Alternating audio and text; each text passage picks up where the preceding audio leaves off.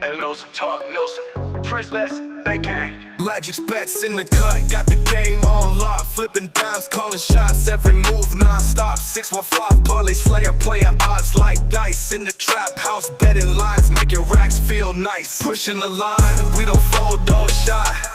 Cashing tickets, counting green to the sky. On the podcast we ball, roll the spread.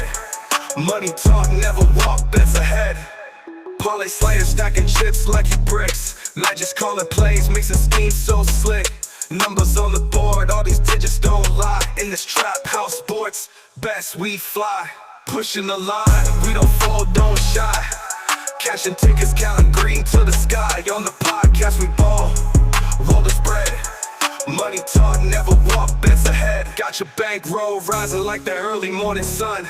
From parlays to straight plays, we stun. Twisted stats, breaking news, all for the gain. In this world of odds, we reign. Lines moving swift like the rain in the night. Heavy hitters in this game got the insight. Magic's with the 10, 615 with the hit. Podcast worldwide, see us never miss. Hey. What's up? What's up? Welcome back to another episode of Pushing the Lines, college football talk. It need to be a round of applause when you say that. I mean, we can get some sound effects if we need to, I guess. Yeah, I'm gonna give me a little soundboard or something I be seeing people having. Mm. I be needing. I need all the love I can get. I don't know if your mic low or my mic low, but it's something. But anyway, My mic low. I can hear you good now. Mm. What up, y'all? It's good to have y'all back. Good to be back too. Man, since we talking about college football, let's talk about this Florida State game that's on right now. Florida State messing up. Yeah, man. I had high hopes for Florida State, but if they down 14-0 right now, it ain't looking too hot. They are losing. They are losing due to dumb mistakes. Yeah, but I need them to not make them because I was wanting to pick them to beat Miami next week, but Oh, that ain't gonna happen, player. I'm gonna go ahead and if tell it look you. like this, no. I'm gonna prelude to next week's show. I'm picking Miami already. Look like I will be doing the same thing because they're not looking too hot. Now, if they would have came out and they would have beat the hell out of Virginia, that may have been a different story. But nah, they might not be ready for that light yet. Well, hopefully it's a different story in the second half. See how he makes these adjustments.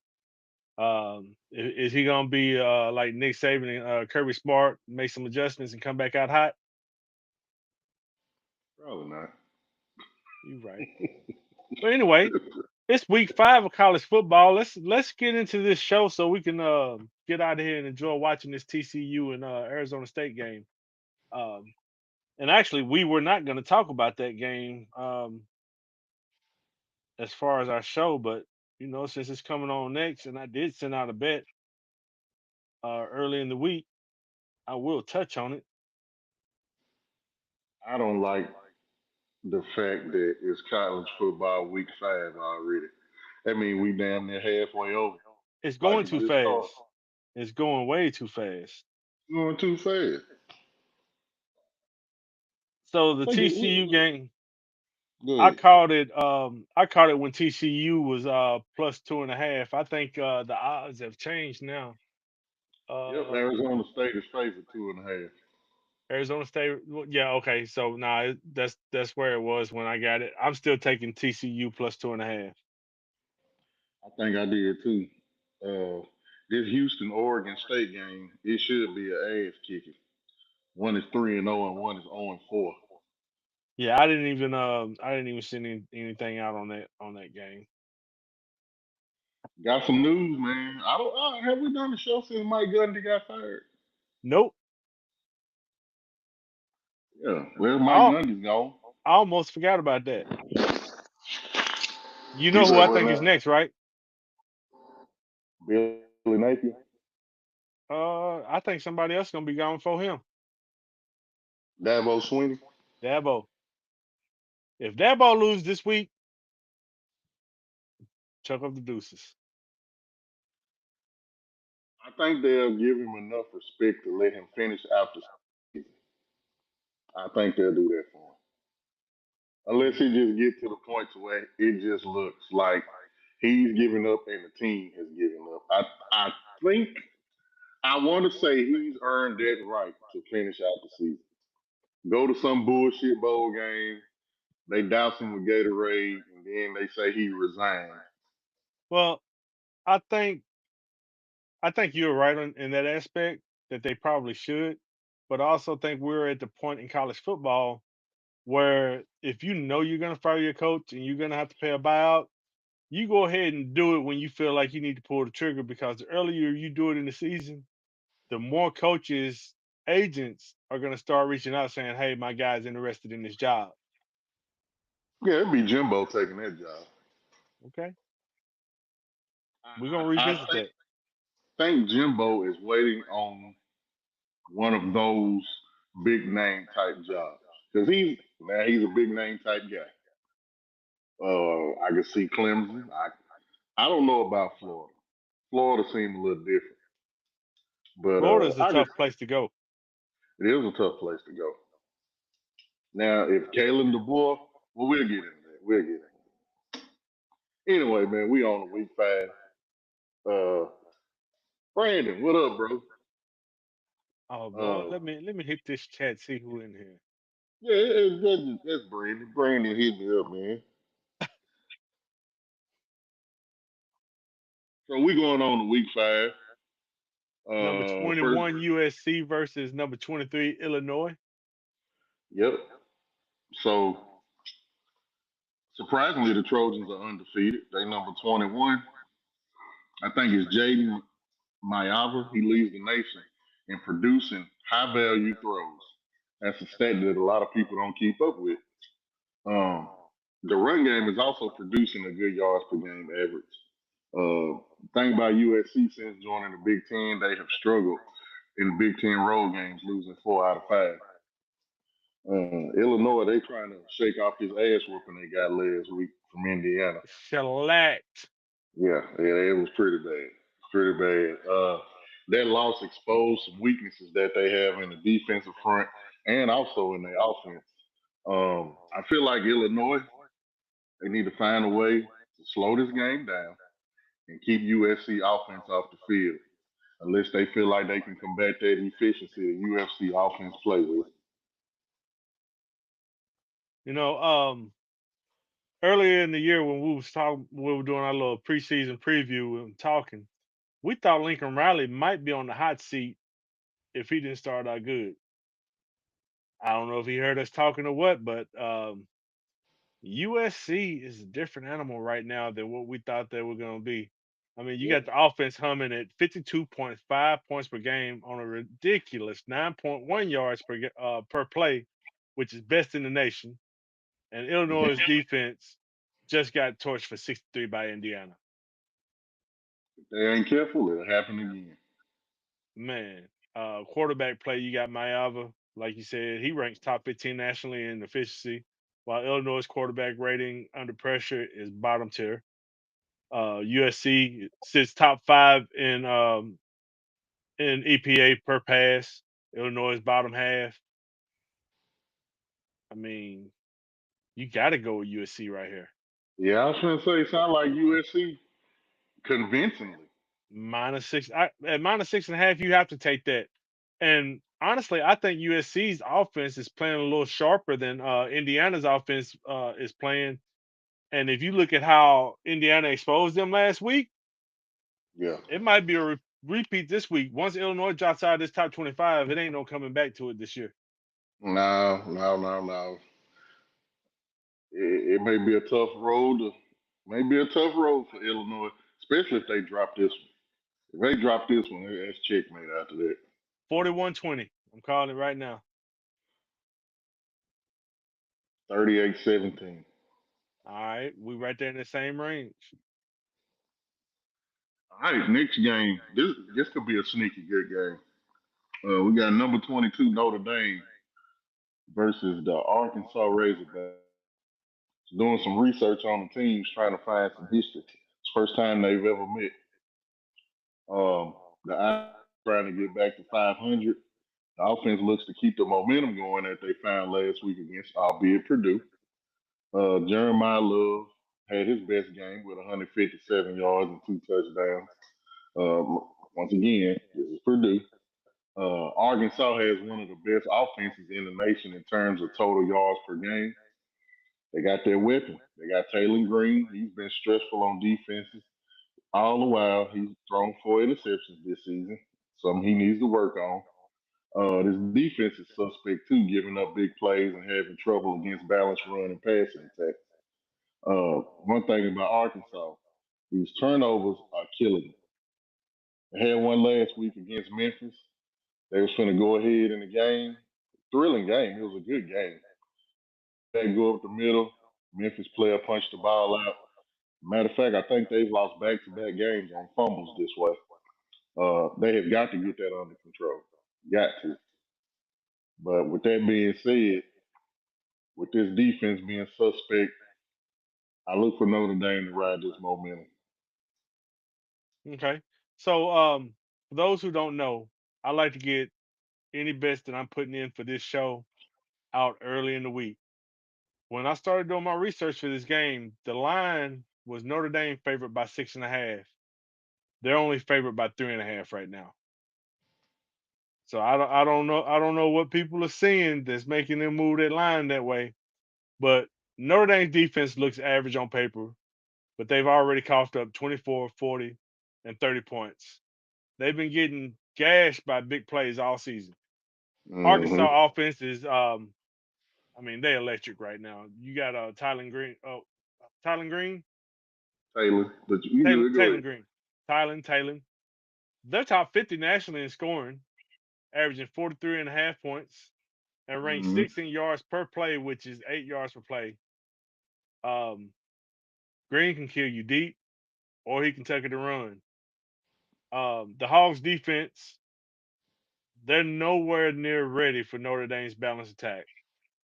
They're giving up 32.7 points per game, and both Ole Miss and Memphis lit them up.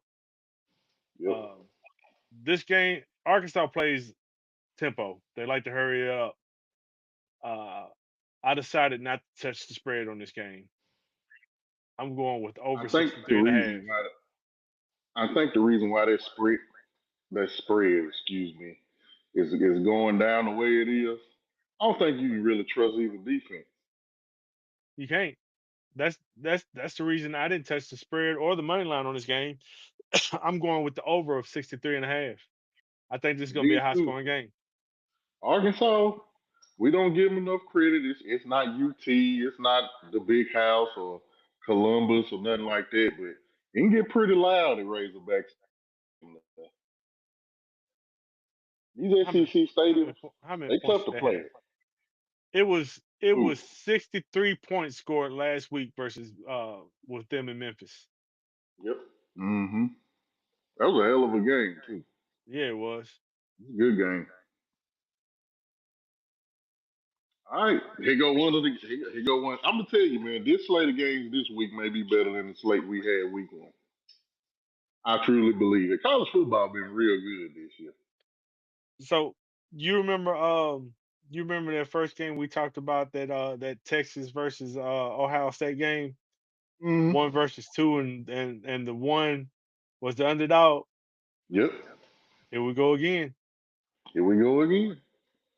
Number 4 LSU versus number 13 Ole Miss.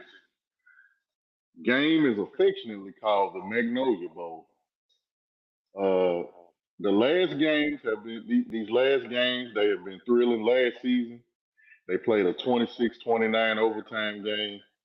And the year before, they had a 49-55 game where Jaden Daniels and Jackson Dart had a quarterback duel for the ages. So the Tigers' passing game has shown explosiveness. Um, Caden Durham has an ankle injury. He's awaiting MRI, which could affect the run game. So I didn't see when I did my notes if he will be playing or not. On the other side, Ole Miss has a quarterback problem. So Austin Simmons has been out injured, and Trinidad Chambliss will take his spot. It's rumblings going around college football nation that Chambliss might actually be the better quarterback between the two. This story has yet to be told. We don't know. I'm just telling you what's been going on. You see T shaking his head. He done heard it too. Ole Miss must limit their mistakes, and they have to score points. I can see this once again being that good old fashioned LSU Ole Miss 41-38 game, but I'm watching it. That's for sure. I'm gonna watch this game. So this one, it opened up LSU -1.5. Now it's it's done fluctuate a little bit. Now it's Ole Miss favored by 1.5. They are favored with their backup quarterback. So that tells you what the books think about this game. The Rebels are hanging Tell up you what they 44 think and a about the half. quarterback too. Yeah. They had the Rebels are hanging up 44.8 points per game. They're top 15 in both rushing and passing. So even if their quarterback is not clicking, the running game's still there. Uh, Mm-hmm. Strength of schedule, Ole Miss has already run through the gauntlet with Kentucky, Arkansas, and Tulane, while LSU stats are padded with cupcakes. The Rebels are battle tested. The Tigers aren't. And you know what's bad about LSU? That game against Clemson, it don't even matter right now. It don't, because Clemson ain't been the team that we thought they were at that time. Nope. I caught Ole Miss at -2.5 at +100 odds. I took it. I'm gonna go against you for the sake of the show, just to have fun. I'm gonna take LSU. I'm gonna take them to 38-35 because I think Garrett Nussmeier just gonna have a game. This is gonna be his Heisman moment game. If he don't have a Heisman moment game, you will be 100% correct. So, 31-20 is what I'm calling it. Ole Miss. oh, you don't even think it's gonna be close. Mm-mm. Okay. I don't think LSU has shown enough to be in that number 4 spot. I'm definitely with you. If they did, they wouldn't be the underdog. I'm definitely with you. I'm with you. I'm just doing this for the sake of being devil's advocate on the show. Well, I ain't That's gonna all. devil's advocate shit. I'm gonna tell you how I really feel. And I ain't. And If I'm with you, I'm with you. If I'm against you, I'm against you. if I'm doing this too because in order for Garrett Nussmeier to be this guy that they say he is, number one overall pick potential, Heisman potential, you got to win games like this. So that's 90% of the reason why I'm saying LSU gonna win this game. Hart, if I had to put all my money on it, I probably would take Ole Miss. That'd be a smart bet. So before we go on, we said Florida State was down 14-0 there on the 1 yard line, about to tie this game up. They were about to score a little bit ago, but Castellanos tried to throw a little dump off to the running back and got it blocked and intercepted. Yeah, so it's first and goal at the 3. Virginia is winning 14-7. Looks like Florida State about to go in. He just ran around the side, had a good game, and he just scored a touchdown. That's a tie. All right, moving on. So we got the Auburn Tigers versus the number 9 Texas A&M Aggies. The last time these teams met, it was a 4 overtime thriller. I feel like this will be a game of wits. Auburn has an elite run defense, but a very vulnerable pass defense. Whereas the Aggies excel in the pass game, and they are below average when it comes to running the ball. Quarterback Jackson Arnold, he's been under a lot of pressure lately, been getting sacked a lot. The Aggies will attack through the air versus Auburn, who will try to attack on the ground and mix in the passing if the offensive line can keep Jackson Arnold up. I don't know. I don't know the spread. I'm gonna just go with minus Texas. 7.5. Okay, I was gonna say I take Texas A&M by a touchdown. Well, my take on this is it's going to be a mismatch in the trenches because Auburn's O line is a mess. Like you said, Jackson Arnold is getting sacked left and right. They're giving up 4+ sacks per game. And now they face an Aggies front that ranks top 20 in sack rate and tackles for a loss. So that pressure right there is going to flip the field. Marcel Reed is slinging it with the 132 passer rating when kept clean and almost 5% big time throw rate.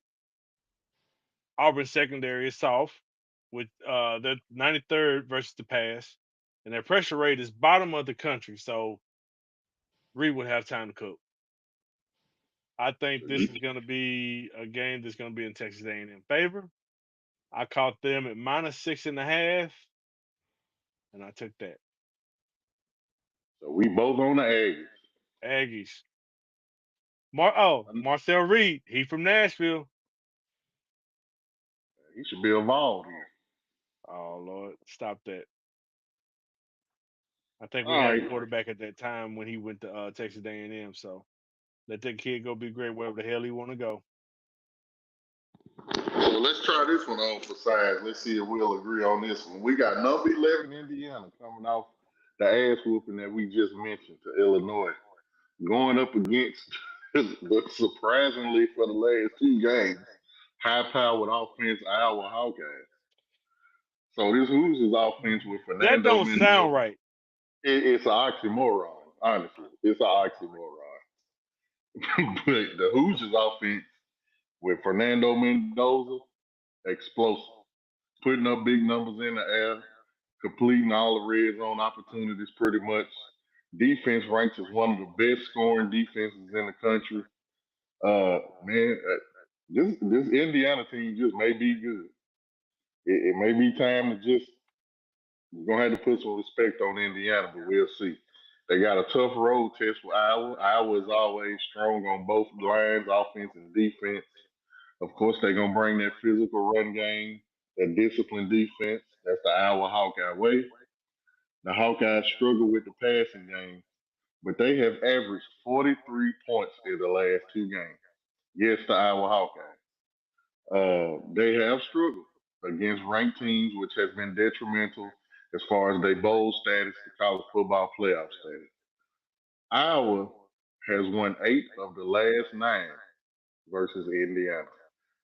Does that stat sway you from taking Indiana in this game? Well, let's just before I give you my pick, let's just say Indiana's numbers are too clean to ignore right now. They're sitting top 10 overall in power ratings with the top 6 offense and defense. Iowa is solid, but they have cracks, especially on offense. The past 2 weeks, it might be a little bit of fool's gold. The quarterback edge, that's not even close. Mendoza, when they got that boy from Cal, they knew what they were doing because he's efficient and safe with the ball. Iowa's Gronowski, he crumbles under pressure. He's only got a 46 passer rating when blitzed. Indiana's front is top 5 in tackles for a loss, and that's a recipe for chaos. I am going Indiana 7.5. Indiana 7.5. Iowa gonna try to muddy this game up. I just think Indiana the better team. Florida State just got an interception. I just think Indiana got a complete team. Yep. What we thought about Clemson, and maybe what we need to think about Indiana.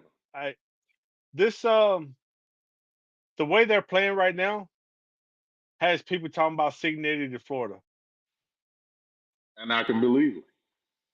Now, whether he would take it, I don't know. You never know when you put a man in a position with the kind of money that they're gonna give him. You never know.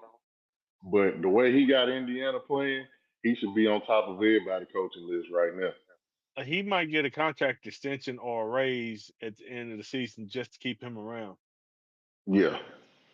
And I'm serious, y'all. Like, I know we're not talking college basketball.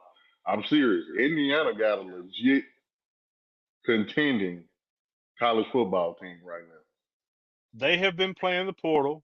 and not having to overspend like some teams have, but they've been playing it and getting players that fit their system, and it's worked out. Getting Mendoza was a real big grab for them. Hmm. Most definitely. Uh-oh. Do we got an upset coming? I don't look at the TV. Number 15, Tennessee versus the undefeated Mississippi State Bulldogs. Sylvester Croom, wake up and look at your television, sir. Joey Aguilar looks the part, excuse me, in this ball offense. His deep ball accuracy, man, it's made me call a forgotten thought about Who? this team. Exactly. Uh, Tennessee has won the last two against Mississippi State. Mississippi State, last time they were in the SEC championship, just so happened to play UT, which was, I think that was what, 96, 98. The run game for UT, solid also. Tennessee has had secondary issues, though, particularly because of injuries. Run defense looked good against an inferior UAB, only giving up 23 yards rushing. They must continue that against the Bulldogs. This is the Bulldogs' first SEC game. They've been efficient on both sides of the ball. The Vols will be their first real test. I said upset. I'm just bullshitting. Tennessee gonna probably beat the hell out of Mississippi State. Uh, Tennessee already tested against Georgia and handled UAB with ease. Should Uh, have beat Georgia. yes, Mississippi State is 4-0, and that start looks cute, but it came against Southern Miss, Arizona State, Alcorn State, and NIU, Yeah, yeah. Cupcake City. You pretty Oh, much said everything else I need to say. I mean, the Vols bring a top 15 overall power rating, top 30 on both sides of the ball, and that line at -7.5 is straight disrespect. We're gonna take that and probably win by 14 to 21 points. now I will say, I think Tennessee is gonna win this game, but if Mississippi State can somehow keep it close, I ain't saying they're gonna upset them. I look at them different because right now that 4-0 that they got, yeah, I don't really care about it because they ain't really played nobody. But I think UT winning this game by double digits. I don't see it no other way right now. Me neither. These last two games, man, this is what we live for.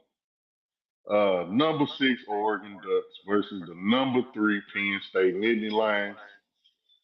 When we did our college football preview, I think I shocked some of y'all when I said James Franklin was on the hot seat. This is why. He's 4-20 against AP top 10 teams since 2014 when he took this job. This is a rematch of the 2024 Big Ten championship game.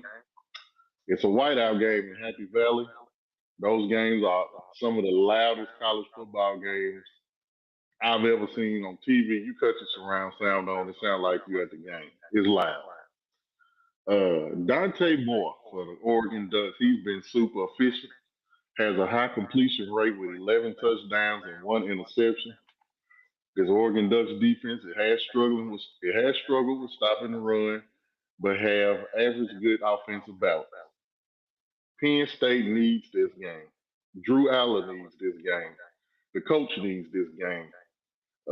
Drew Allen, he's been good, but he struggles in big games. I think they may need to lean on Nick Singleton and Katron Allen. They've both been potent, both good running backs. They have a strong defensive line that's been good against opponents, but this will definitely be their toughest test. Florida State just took the lead that quick. Hey man, your TV a little bit ahead of mine. I don't like that. I'm watching it on my phone. Okay, I'm watching it on YouTube TV, but yours is ahead of me. Um, My bad. I was no, going go to say ahead. I don't know what the spread is of this game. Is Oregon favored in this game? The spread opened up Penn State -3.5. The current spread is Penn State still -3.5. Penn State need this game, see. So Penn State's undefeated record looks clean. So let's go and put that out there. It looks clean.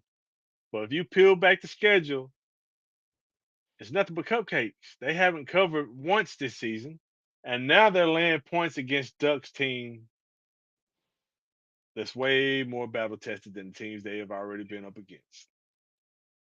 Um, Oregon ranks top 10 in yards per play, third down conversions, and red zone scoring. Dante Moore is slicing up defenses with one of the best passer ratings in the country, while Penn State's Drew Allaire quarterback play has been shaky even when clean. Um, yes, Beaver Stadium is tough. I don't know if they're going to do the whiteout or not, which makes it look like a whole different place. But Oregon's offense is built to travel. I'm taking Oregon plus 3.5.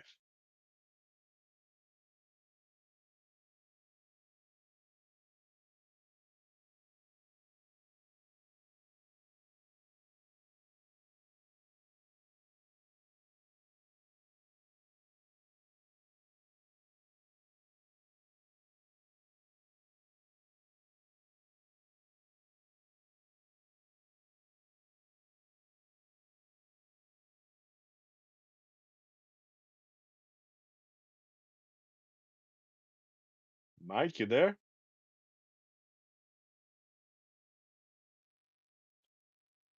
All right. I think we lost somebody for a second. One of us got lost. I'm back now. I think it was me. All right. I think it was me. So did, Before I went out, I was just saying that Penn State really needed this game. so I gave my little rundown to everybody, and I'm taking Oregon plus 3.5. See, that's why I play devil's advocate, man. I almost feel sorry for Penn State. I don't. Like eventually, bro, you gotta win one of these games. You have to. If you don't win this one, when you gonna win one? You got a good point, but That's all. it's Like, not gonna be against Oregon. Um, and I'm with you. I don't think they're gonna beat Oregon either. so something else that I saw about this game, just scrolling through Facebook, people put a little shit up. In this game, Penn State will wear the Nike swoosh on their jerseys in honor of Phil Knight and what he's contributed to college football. Okay, is that why Oregon wearing the Nike helmet? Probably so.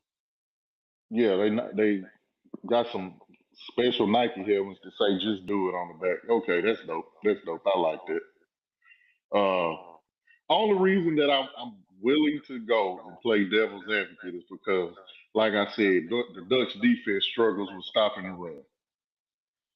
Katron Allen and Singleton should be able to run the football, slow the game down, keep Oregon on the sideline. I'm trying my best to mentally sway myself to say Penn State gonna win this game, but it's not happening. You can't do it. It's just You not can't happening. do it. And I I like mean, James. I love him, especially what he did at Vanderbilt while he was there. He's a Yes, great coach, but he cannot win that big one. he just can't win that big one. Just can't win that big one. Oh man.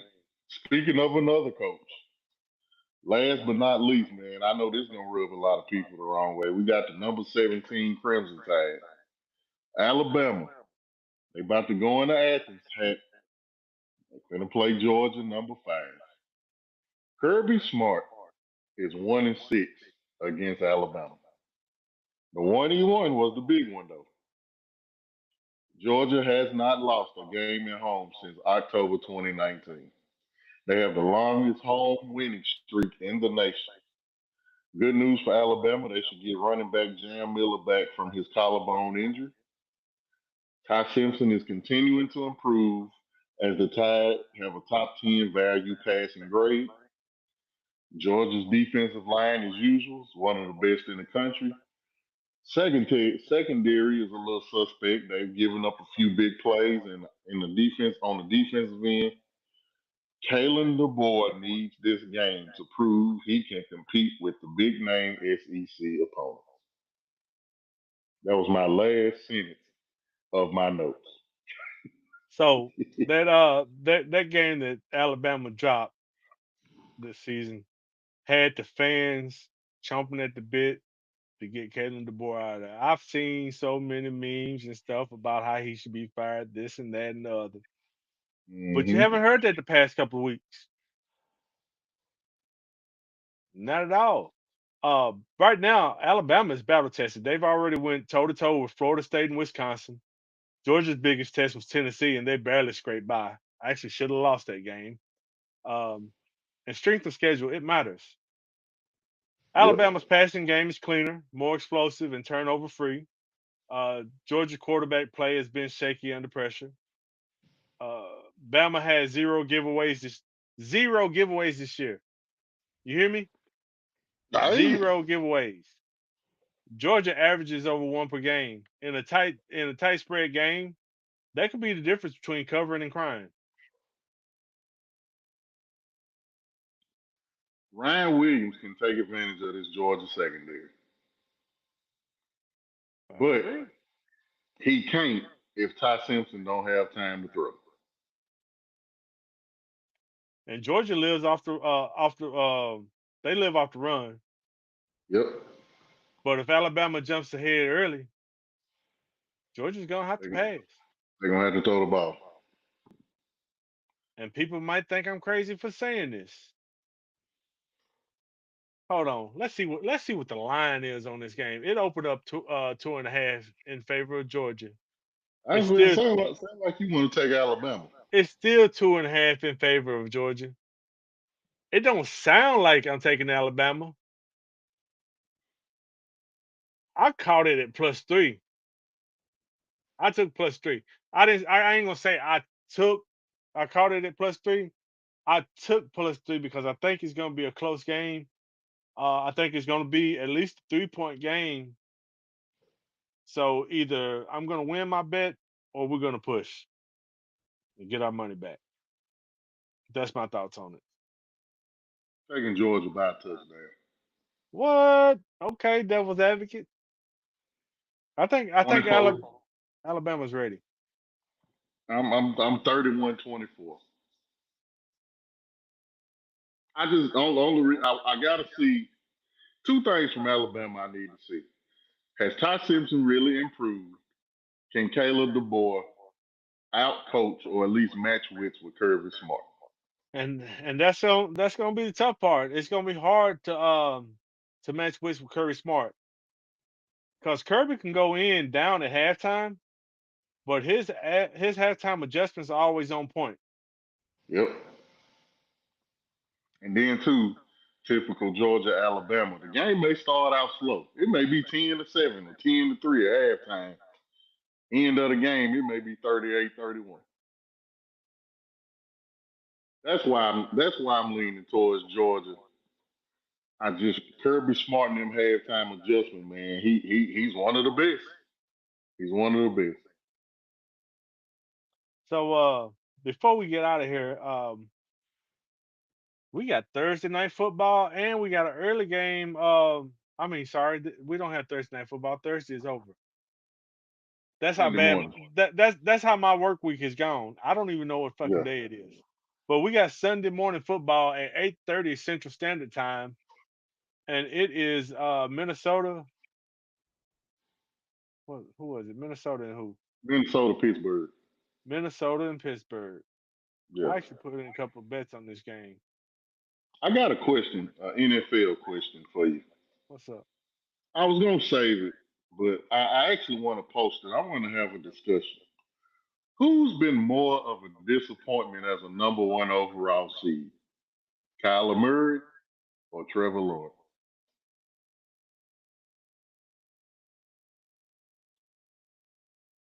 That's push. Did I put you on the spot? That is a question that you would literally have to think about and look at the numbers and what they've had around them because either one is a candidate for that. I agree. I'm leaning.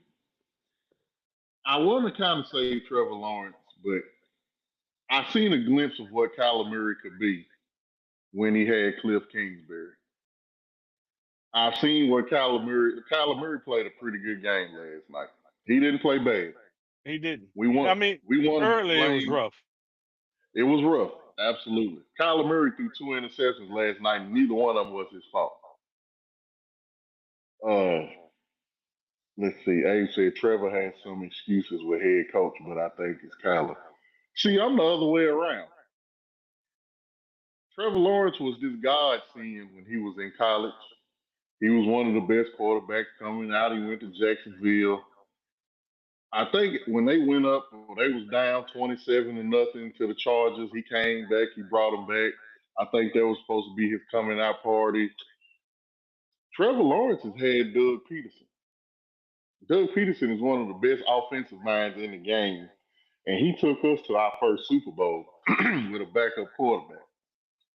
So if you want to go on coaching, he didn't look good with Doug Peterson, whereas Kyler Murray played his best with Cliff Kingsbury. But both at the same time have talent around them, and they neither one of them execute. I feel like Kyler Murray is trying to get Marvin Harrison a little bit more involved. Marvin Harrison had something going on, and you could see it last night. Because when he Yeah, caught that touchdown pass, he looked like he was about to cry. yeah. When you a good player and you come out in the league and you're expected to be the guy, and you're not that guy right off. You're a Hall of Famer son, and you're expected to be that guy, and you're still not that guy coming into your second year, and you're still working towards it. You're still having struggle. That Mhm. messes with you mentally. You know what you're capable of and what you want to be capable of, and if you have that mindset that your father Marvin Harrison had, you expect more out of yourself. And once you start to see it click, and it starts to click, you get that relief. When he got that touchdown and he sat there and prayed, that looked like a celebration of relief to me. It absolutely did. It absolutely did. And he played a good. After he caught that pass on the sideline, he was okay. He was okay after that. So, for the sake of this discussion, other than Calvin Ridley, who has Trevor Lawrence had at receiver? This before Brian Thomas. How long Trevor Lawrence been in the league? Like 4, 5 years. Yeah, He just something like got an that. extension, so I Yeah. think he had Calvin Ridley his whole time, right? He Yes. had Calvin Ridley, Christian Kirk, Who else? Christian Kirk don't count. He didn't do nothing. Calvin Ridley, Christian Kirk, and Evan Ingram. Yeah. Who has Calaberry had? Trey McBride, Marvin Harrison Jr. When he Trey had DeAndre Hopkins, he took him Trey to the McBride and playoffs. Marvin Harrison are going to count for the sake of this argument. DeAndre Hopkins. Okay, D Hop down there somewhere. That was probably his best year, wasn't it? Yeah, he had his best years with Cliff Kingsbury, should I say? Excuse me. So I'm going to say Trevor Lawrence would be the most disappointed. And honestly, if Kyler Murray was 5 inches taller, we wouldn't even be having this discussion. Somebody said last night, let me ask you if you disagree. If J.J. McCarthy was not on Minnesota and you traded Kyler Murray to Minnesota, they would go to the championship game with the talent that they got. And Kevin O'Connell being able to coach Kyler Murray. Do you agree with that? I don't agree with that, but I do think that Kyler Murray would have a better career and better stats than he does right now, especially with the receiving core that he has. But I honestly think he is just too short for the position. He's got the talent, but if you can't see everything over that line and what's going on, Yeah. it makes you ineffective. I think it was Ryan Clark on First Take today that said if Kyler Murray was to go to Minnesota, they would go to the NFC Championship game. But I mean, I've been a stickler all along. it's possible. I ain't gonna say it's impossible. He's definitely better than JJ McCarthy. That's true. That's damn hell. You might be better than J.J. McCarthy. I honestly, man, I'm gonna be honest with you. I know we got to wrap this show up. This is about college football, but you know how we are. I really think Carson Wentz may keep that job for the rest of the season. If they win this game against Pittsburgh, because they beat the shit out of Cincinnati. If they come win this game against Pittsburgh and they win the next game and Carson Wentz look good, it's gonna be hard for Kevin O'Connell to get that job back to JJ McCarthy, knowing that he just ain't looking too good. Pro- Carson Wentz was almost an MVP. If he didn't tear his ACL that year, we went to the Super Bowl and won. He was on his way to the MVP. Injuries has been Carson Wentz's problem. It has not Yep. been his quarterback play. If he can stay healthy, Yep. that's gonna be a hard ass decision to pull him and put JJ McCarthy back in there. Let me I told you I was gonna start getting into the props a little more once I got some numbers and some data. For this game on Sunday, I do have two props that I am playing that I do like. Justin Jefferson over 26 and a half yards, longest reception. If you can still get it at that, you can play it up to 27 and a half or 28 and a half if it's went higher. But um, Jefferson has hit that in 7 of his last 10. He's averaging over 33 and a half yards on his longest catch. Minnesota force feeds him at a 31% target share, and it takes one slant that breaks, and he goes or a deep route, and that's gonna cover. That's probably gonna cover in the first half. I like Jordan Mason over 50 yards rushing that game. Okay, I can see that. Um, Another one I like is Jalen Warren, the longest reception over 11 and a half yards. I could break down the numbers for you, but this one is just one that's sitting there waiting for you to take it. I'm willing to take that. I also want to see what this offense look like when they get Jordan Addison comes back this week. So Yeah. they had a full complement of receivers. So I Uh, also want to see what that look like. Brock Purdy is back. We'll talk about that Sunday. He's back. Jaden Daniels is out again. McLaurin is out Lauren's out. again. Yep. So we got a lot to talk about, but we'll get it to you. Yep. We are currently working on our notes for the Sunday show. I've got some stuff in there already. I've got more props than I've had for you lately. College football, we still remain hot as far as our spread picks and over picks.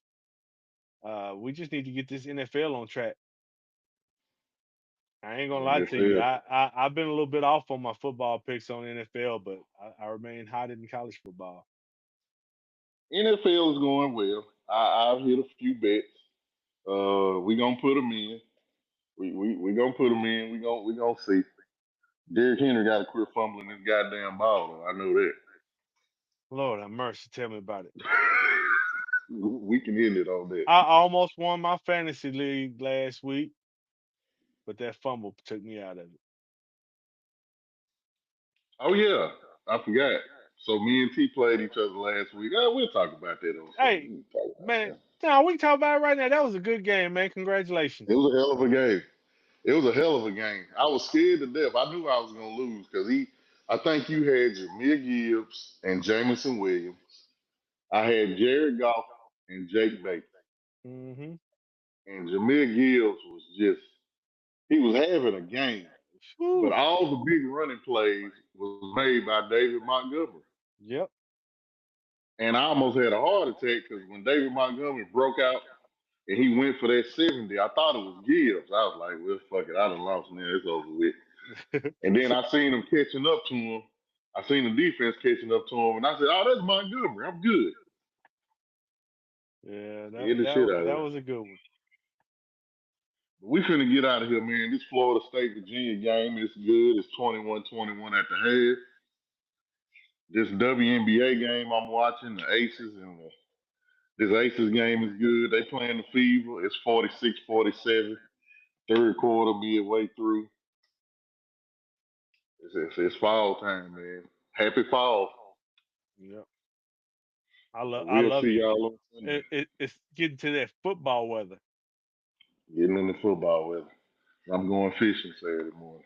Man, Tomorrow morning. I'm working. I'm on Let's call. see. One more. Best NFL team. 3-0, 2-1, 1-2, 1-2. I'm saying Philly. All right, yeah. Another question. Philly the best team in the league to me till said otherwise. I ain't going against my own damn team, man. If I had to pick Super Bowl right now, it would be the Eagles versus the Chargers Really, over Buffalo. over Buffalo. I like it. Buffalo's defense is still a little suspect right now. And defense wins championships. Right now, if the Chargers were healthy, their defense has been playing better than Buffalo. But that could change at any moment. Chargers look like the best team in the AFC right now. Man. That's just offense- fact. Oh, for a team that's supposed to be run first, Justin Herbert might win the passing title. He may. And another thing about the Chargers and the Bills, either the Chiefs or the Ravens after this week, one of them gonna be 1-3. So we'll see what happens. Yeah, and right now the Ravens, they struggling. Yeah, they Derrick Henry fumbling and they defense is in last in a lot of categories. So this is a very, very, very un-Baltimore like, but we'll talk about it on Sunday. Definitely I appreciate y'all tuning in. As always, we love y'all. Thank y'all. We are nothing without y'all. We'll see y'all back here on Sunday.